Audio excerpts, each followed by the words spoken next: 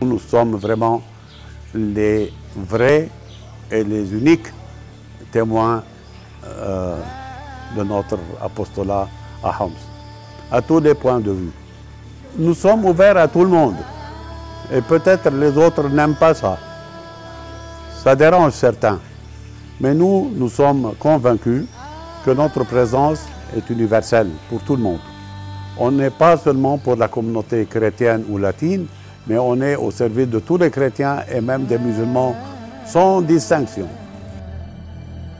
Le Père France, qui est l'auteur de ça, il a, disons, fondé ces choses-là pendant sa présence ici avec tous les gens qui étaient là. Les gens viennent chez nous comme s'ils sont chez eux. Il faut les chasser de chez nous pour partir, parce qu'ils se sentent vraiment leur maison. Le Père France est un leader spirituel, humain, de première classe. Ces 45 années qu'il a vécues ici sont pleines de vie d'amour, de vie de joie, de vie de service.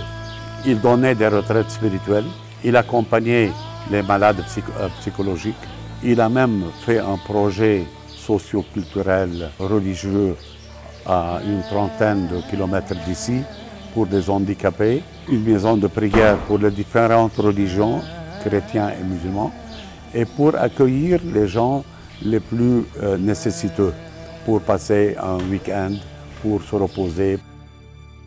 Le Père France était un homme fidèle jusqu'au bout de sa vie, et je crois qu'il était prophète de lui-même.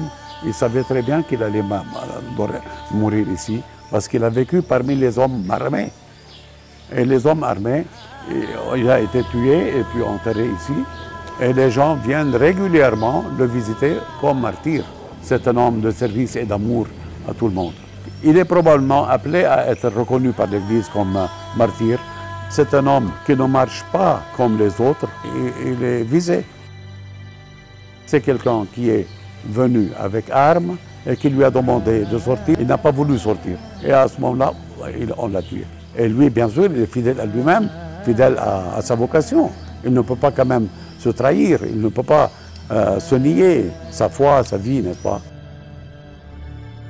Nous ne voyons pas beaucoup l'avenir de notre pays.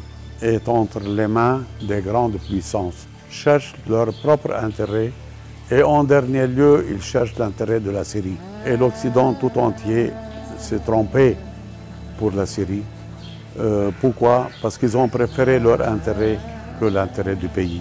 On a maintenant la plus grande majorité de nos jeunes pensent à voyager, émigrer. Parce que dans l'avenir prochain, c'est pas sûr que la situation s'améliore. Pour rétablir la Syrie, on a besoin d'une trentaine d'années ou 40 ans, si le monde nous aide un peu à nous relever. Mais maintenant, ce sont les sanctions qui comptent. Ils n'ont pas encore compris que ce pays ne méritait pas cette guerre. Je ne sais pas si les évêques européens, qui sont les plus proches de la Syrie, pourront faire quelques déclarations à haute voix auprès de tous ces gouvernements. Quel est le crime qu'elle a fait, la Syrie? Quel est le crime?